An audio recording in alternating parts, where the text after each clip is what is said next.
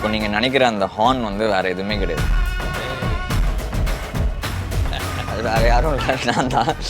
Jailer unlocked super star Rajinikanth അഭിനയിച്ച mega block buster ചലച്ചിത്രം ജയിലറിന് പിന്നിലെ കഥ സബ്ടൈറ്റിലിനോടൊപ്പം നിങ്ങളുടെ സൺ നെക്സ്റ്റിൽ മാത്രം കണ്ടാസ്വദിക്കാം.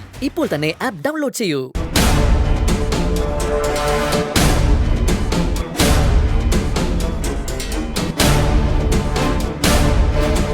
നിധി ചെയ്തത് ഒട്ടും ശരിയായില്ല.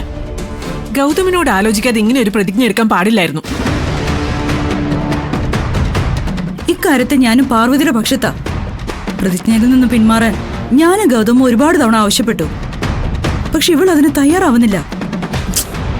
നിങ്ങൾ എന്നെ എത്ര വേണമെങ്കിലും കുറ്റപ്പെടുത്തിക്കും, പക്ഷെ കൊടുത്ത വാക്കിൽ നിന്ന് പിന്മാറാൻ എന്നെ നിർബന്ധിക്കണ്ട. നിർബന്ധിക്കും. കുടുംബജീവിതത്തിൽ ഭാര്യയും ഭർത്താവും ചേർന്ന് തീരുമാനം എടുക്കണം. അത് നീ പാലിച്ചില്ലല്ലോ. നിധിയോട് പറയാൻ പറ്റുന്നതെല്ലാം പറഞ്ഞു കഴിഞ്ഞു. ഇനി ഇവള് സ്വയം തീരുമാനം എടുക്കട്ടെ. പറഞ്ഞു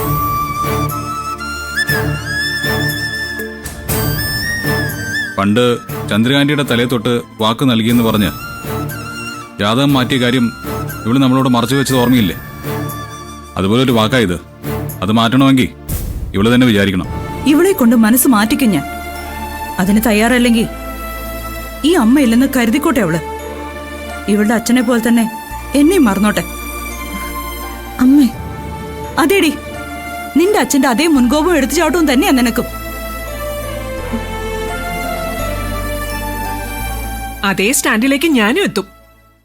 എന്നെ നീ ഇനി അമ്മയെന്ന് വിളിക്കണ്ട.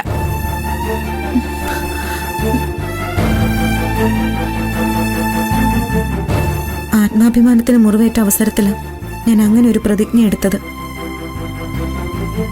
നിങ്ങൾ എല്ലാവരും എന്നെ മനസ്സിലാക്കുമെന്നാണ് ഞാൻ കരുതിയത്. പക്ഷെ